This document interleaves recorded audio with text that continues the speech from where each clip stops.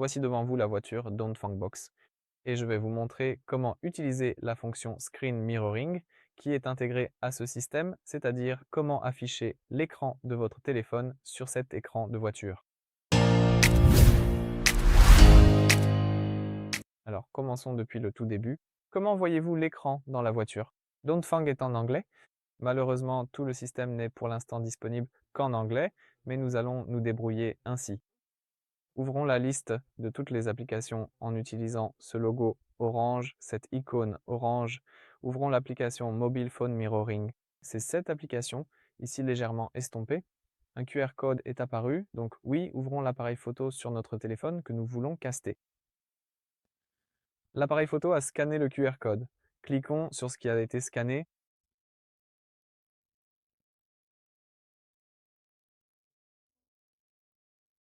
Scannons à nouveau avec l'appareil photo.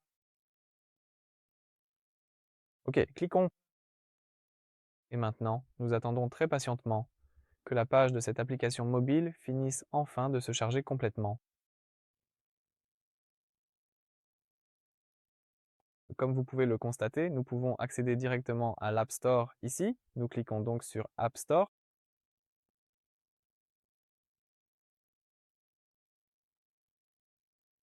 Très bien, cela nous amène à l'application App Store. Et une telle application existe bel et bien, Voiture Auto Mondiale. Nous pouvons le télécharger en cliquant sur ce nuage, alors c'est ce que nous allons faire. Attendons que l'application soit entièrement téléchargée et installée sur notre téléphone.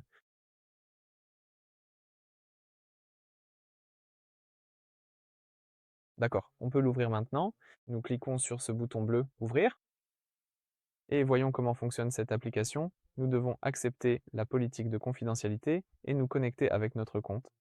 Très bien, faisons ainsi. Nous cliquons sur « Se connecter », puis nous devons passer par Face ID. Nous devons maintenant accepter les autorisations suivantes concernant la localisation. Donc, nous autorisons l'application à utiliser les médias, également autorisé, et maintenant, l'application souhaite détecter des appareils sur les réseaux locaux. Nous pouvons l'autoriser. Elle souhaite aussi accéder à nos contacts. Dans mon cas, je vais refuser, mais bien sûr, cela dépend de toi. Et elle souhaite accéder à la reconnaissance vocale. Ici, je vais autoriser. Voilà, l'application a été téléchargée. Pour l'instant, rien ne se passe sur l'écran de la voiture, mais cliquons ici sur ce scanner et scannons à nouveau.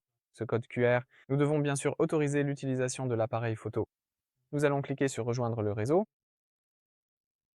Attendons un instant. Comme vous pouvez le voir, des petits chats sont apparus à l'écran. Cela signifie qu'il se passe quelque chose. Nous devons maintenant autoriser l'enregistrement de l'écran. Nous allons cliquer sur Suivant. Cliquez sur Démarrer la diffusion. C'est un petit minuteur. Et la diffusion a commencé. Comme vous pouvez le voir, l'écran de notre téléphone est apparu ici, sur l'écran de la voiture. Tout ce qui se passera sur notre téléphone sera visible ici. Cela peut être utile si nous voulons utiliser Google Maps ou si nous voulons ouvrir YouTube ou Spotify. C'est un gadget sympa dont on peut effectivement se servir de temps en temps. Si nous voulons arrêter de caster, l'application souhaite également connaître notre position. Là, il suffit de sélectionner seulement lorsque j'utilise l'application.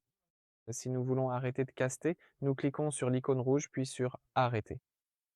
Fait intéressant, si nous voulons caster à nouveau, il suffit d'ouvrir nos outils, de maintenir le doigt sur l'icône d'enregistrement d'écran et ici, nous devrions trouver notre application, que nous ne trouvons pas pour l'instant, mais ouvrons cette application et voyons ce qui se passe. Voilà. En tant que Connect, nous recommençons une nouvelle fois. Démarrer la diffusion. Il suffisait de cliquer sur Démarrer la diffusion. Parfois, il faut encore accepter ici et choisir notre application, mais je vois qu'elle est maintenant sélectionnée par défaut. Donc, il suffit simplement de cliquer sur Démarrer la diffusion et alors la diffusion commence. Donc, nous lançons cette diffusion simplement en cliquant sur l'enregistrement de l'écran. Voilà pour le tutoriel d'aujourd'hui.